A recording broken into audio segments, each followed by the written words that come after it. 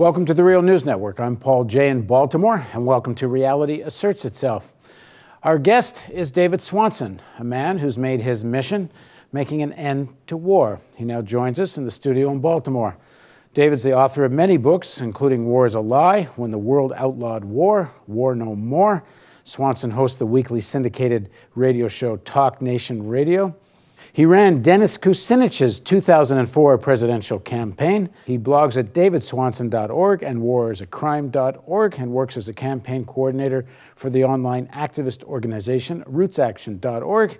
And he's Secretary of Peace for the Green Party Shadow Cabinet. Thanks for joining us. Great to be here. So, as most of you know, usually, not always, but usually, we start our interviews with a bit of a personal backstory of a person, a little bit more of why they think what they think, and then we get to what they think. So, David, tell us a little bit about the household you grew up in terms of, was it a political household? Did you live and breathe war, peace, politics? Did you grow up in that kind of house? No, I didn't grow up in a military family or an anti-military family or a particularly activist family. My parents usually voted for liberal Democrats. I can remember them supporting Jesse Jackson. I grew up in a very militarized area, as of course the entire nation is. Your American identity, it's all about pride and how powerful the United States is and bombs bursting in air and all that. I mean, that's supposed to be who you are. Well, that's Baltimore, the bombs bursting in air. The rest of us, have to live through that at baseball games. Come on, you go to school, you put your hand, I pledge allegiance to the flag. Yeah. So if you weren't that, why not?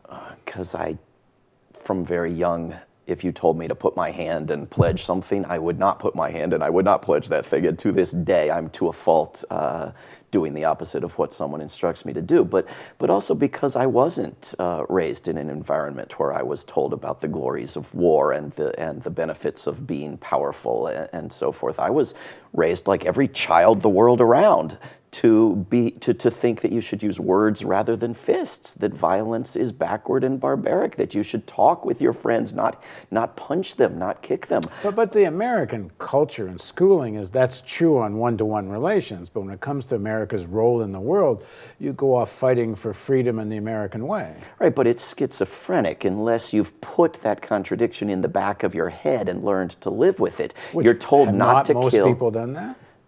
Many people to varying degrees. So I'm asking, why not you? Like, don't you go to school and get taught all this?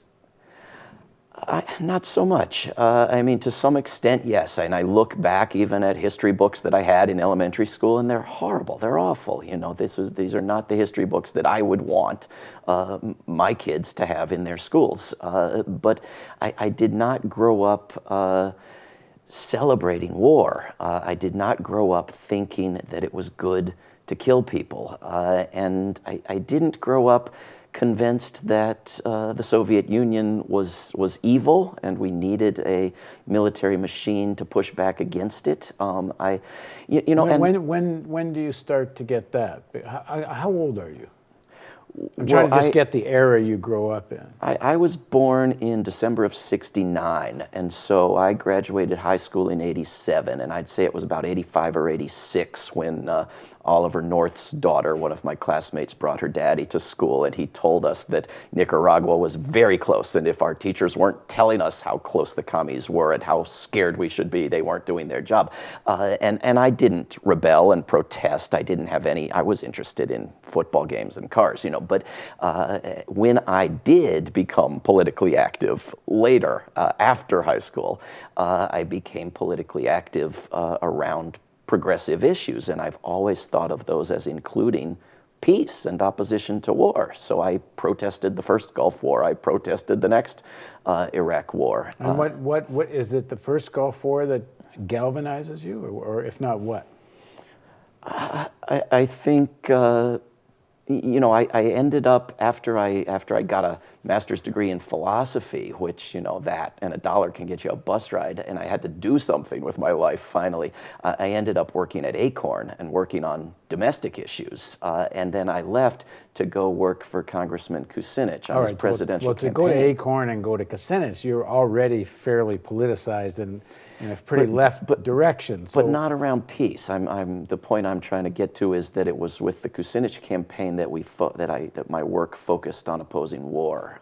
And if there had been recruiting posters for professional jobs as a peace activist when I was a kid or a young adult, I would have probably jumped at that. But I never heard of such a thing. Now I make money as an activist and an author, working as a full-time peace activist, which most people have to do on the side. But I had no idea there was such a thing. And to a great extent, there isn't. The jobs are in the military. But you're saying it's mostly cars and, did you say football? And, yeah. So you're not very political through your teenage years. When do you start to be, and why? Well, after high school, having not a clue what I wanted to do, You can't just go right to Acorn. You got to have some political social consciousness to want to work at Acorn and for them to want you. I assume everybody knows what Acorn is, maybe not.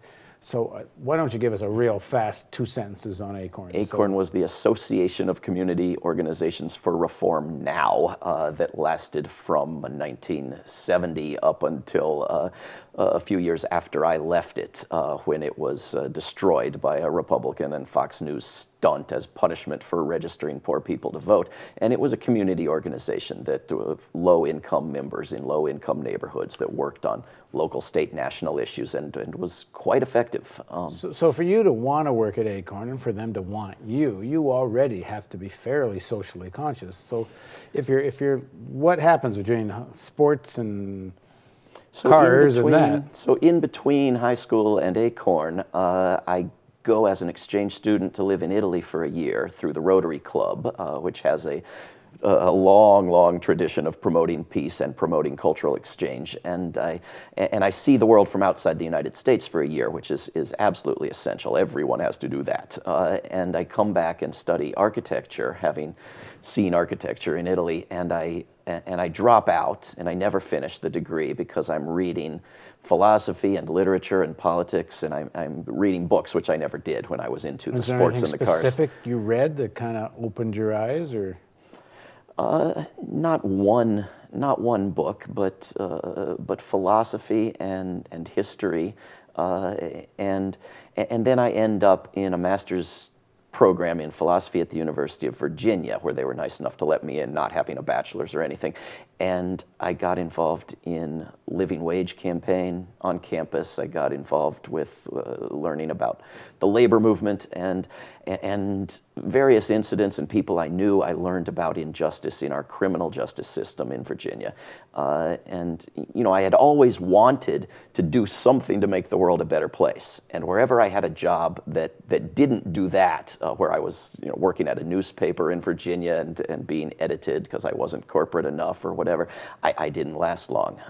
As well as whenever I've had a boss who told me what to do, I haven't lasted long. But I had to have a job where I was working to better the world, and it was at Acorn where I finally got that. And why did you? Because again, if you take up the American identity, at least normally as it is expressed in most culture, you're supposed to talk about wanting to do good in the world, but in reality, you're supposed to pursue your career. Well, hypocrisy gets to me, and I went to Washington, D.C. to work at a place called the Bureau of National Affairs, writing these newsletters for labor unions and for what we so disgustingly call human resource managers. And so when there would be a decision made by the National Labor Relations Board or various rulings and judgments or something to say to the labor movement, I would have to write a story. And I would have to spin it two ways. I would have to spin it on what this means to the labor movement and humanity, and how can this help you screw your workers? And I had told them when I took the job that I wouldn't do that second part. And I had to do it to be fair and objective and balanced. And that disgusted me. And I left without any prospects for employment. And I went and found that job at Acorn because I wanted a job where they weren't going to tell me, you have to rewrite it and spin it for people who are trying to screw their workers. I'd had enough of that. Right. So Kucinich campaign is where you decide the opposition to war becomes your passion, your mission? Yeah, I mean, when I worked at Acorn, it's not that we were pro-war, it's that we were working on living wage and predatory lending and other issues primarily. And I was going to the big anti-war marches during the build-up to the war in Iraq. And we had a big one that went right down 8th Street Southeast in Washington to the Navy Yard, right in front of the windows of the Acorn office, as well as the huge one in New York and so forth. I was anti-war, but I wasn't working on it day and night, and I didn't have a conception that there was a way I could. But when I worked on the Kucinich campaign, where I was the press secretary, actually, not the campaign manager, we worked on healthcare and trade and war, and 90% war. I mean, this is what we talked about. We're going to end this war, and we're going to end war as an institution. The Iraq War, the war in Afghanistan, the current war making of the United States, and the war preparations, the expectation of the next war, as it's always so casually talked about in the U.S. media, the next war, how are we preparing, what will it look like, as if it must be. We're going to end that. That was actually how we talked in the Kucinich campaign. So after Kucinich, you kind of go on your own, in a sense. You start writing, and the books you take up have more or less the same theme. Although I should back up one step in your evolution before all these books, is that you're in on creating a website called After Downing Street and the Downing Street Memo. Mm-hmm. And this is obviously also a big part of your anti-war campaign. But what was that as a point in your life, and why did that become so important? This was in May of 2005, and I had been working for better part of a year for the AFL-CIO, and I was now looking for what I could work on, and a few friends had an idea that we would work on trying to impeach George W. Bush. And I had actually proposed working on trying to end the war in Iraq. And these buddies of mine had said, no, let's be realistic. Let's try to impeach the president. That's more achievable. And I was, okay, I'm not against it. So, and this... What year is this? May 1st, 2005, the Downing Street Memo, this official British record of a meeting that had taken place at number 10 Downing Street, the Prime Minister's residence and office of his top cabinet, including his top intelligence officer, just back from a lengthy meeting with George Tenet at the CIA, reporting to Tony Blair and gang on what the U.S.'s actual unstated secret position is on Iraq, and that it is that they are going to have the war and they are going to lie to get it. And this was, you know, a lot of us knew this, many suspected this, but this was a sort of an authoritative official document, and it was huge news. In the United Kingdom. It was huge news everywhere except in the United States, as tends to happen, initially in the United Kingdom, but just spread. I mean, it was a big front page story around Europe and Asia and everywhere. And we wanted it in the US media. And so we created this campaign, this populist campaign of mass emailing, phone calling, radio show calling, letter to the editor writing, protests, dramatizing, staging reenactments of the Downing Street meeting in the lobbies of media outlets, you know, until after weeks of this harassment, they started talking about it. And their first ever mentions of the thing were always of the famous Downing Street Memo, which was not famous to their viewers. And there were lengthy editorials in the USA Today and the other big papers explaining why they were so late to cover it. And they, you know, because everybody knew they lied us into this war. That's not news. And at the same time, and contradictorily, this can't be real. This guy just picked this up at a cocktail party. He didn't necessarily get it from George Tenet. Come on, you know. And so it then was forced into the media for a while, and you had these media analysts pointing out that this was sort of a Supreme Court overruling the media, that this was, people could force something into the media.